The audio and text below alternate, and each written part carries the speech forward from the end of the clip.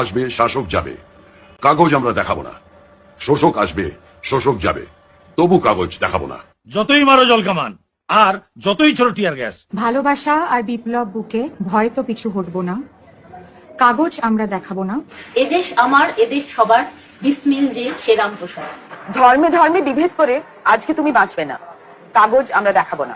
Internet বন্ধ করো, মাথায় মারো পুলিশ লাঠি। স্লোগান তবু থামবে না, কাগজ মোটেই দেখাবো না। জাতি ভেদের রাজনীতিতে মন ভোলানো মন কি বাতে। আত্মভবি ভুলবে না, কাগজ আমরা দেখাবো না। গলায় আছে জনগণ মন, বুকের মাঝে সংবিধান। লড়ছে সবাই পথে নেমেই, লড়াই আজকে থামবে না, কাগজ আমরা দেখাবো না।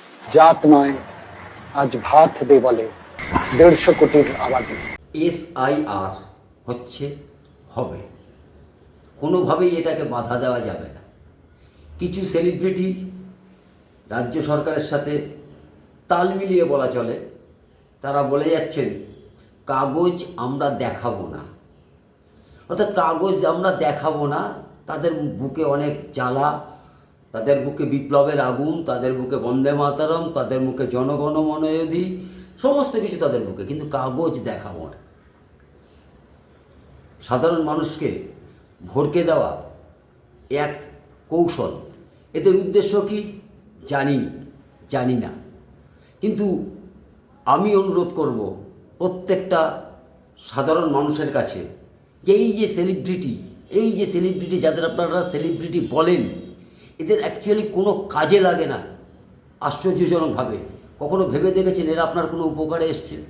একটা বিভ্রান্তি তৈরি করছে আপনাকে বিপাকে ফেলবার জন্যে।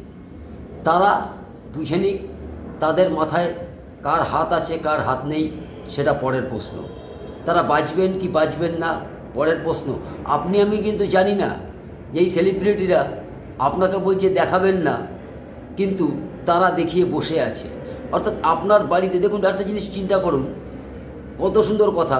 এরা বলছে কি, মাননীয়া বলছে এখানে SIR হবে না, আমরা মানছি না। উনি তো কিছুই মানেন না, সুপ্রিম কোর্ট, হাইকোর্ট, কোনো কিছুই উনি মানেন না। উনি পশ্চিমবঙ্গটাকে ওনার একটা পৈতৃক সম্পত্তি, ওনার একটা দেশ বলে মনে করেন।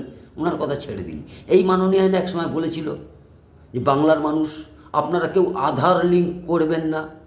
কেন? এই আধার করলে পরে কি হবে না, ভারত সরকার তার ঘরের অন্দরমহল, অর্থাৎ প্রতিটা মানুষের বেডরুম পর্যন্ত চিনে নেবে, খোঁজ নেবে কি হচ্ছে না হচ্ছে। কত বড় বাজে কথা বলেছিলেন মাননীয়া। আজকে কিন্তু আপনি প্রতিটা পদে আধার কার্ড চাইছেন, অথচ এই মানুষগুলোকে বলেছিলেন করবেন না ব্যাংকের সাথে আধার লিঙ্ক, তার কারণ সরকার লুটে নেবে। আধার লিঙ্ক কোনো কিছুর সাথে করবেন না, সরকার সব জানতে পারবে। উস্কানি দিয়েছিলেন ফোনের সাথে আধার লিঙ্ক, আপনি উস্কানি দিয়েছিলেন করবেন না, ফোন টিকবে নেই, আপনি সবার আগে করিয়েছেন। মানুষগুলোকে বিভ্রান্তির মধ্যে ফেলে দিয়েছেন, তারা করবে কি করবে না।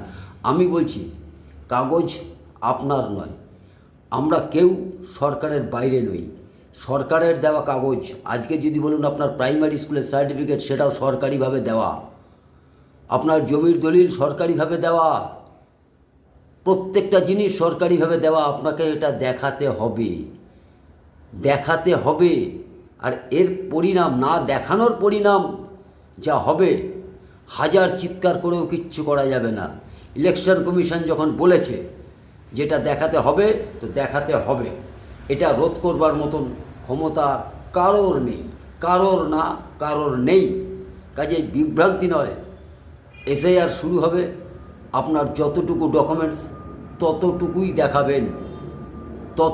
দেখাবেন। দেখুন মাননীয়ার প্রতিটা ক্ষেত্রে সরকারের বিরোধী করতে গিয়ে আমাদের দেশের বিরোধিতা করে ফেলছেন। উনি একটা জায়গায় বলছেন আমার মার জন্ম এত সালে, আমার মার জন্ম অত সালে, তার বার্থ সার্টিফিকেট আমরা কী করে পাবো? উনার একটা সাধারণ জ্ঞান